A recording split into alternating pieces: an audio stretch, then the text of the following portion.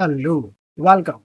And today we'll see about the image transformer. So what is image transformer? So image transformer changes the container image name, tag, or digest using customization.yaml without touching the deployment level. So for example, you have seen this in any container image. So what this parameter does, which image to match. So here in image section, it will check for this thing. After this, it will not check. So it will always check for this. Means here it is engineers. Here if it is neo written, then it will check for the neo. Okay. So here this way or this is not at all.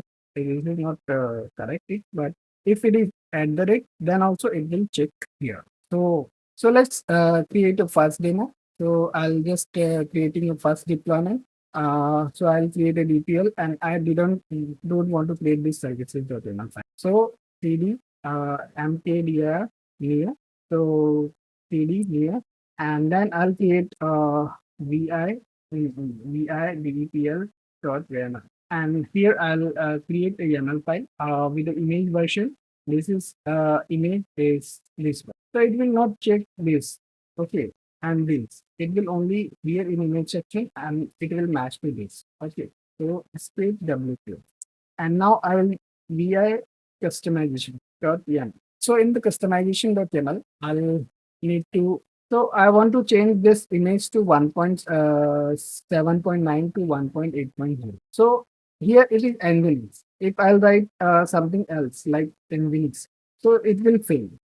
So okay, customization. So it has not applied anything. Okay.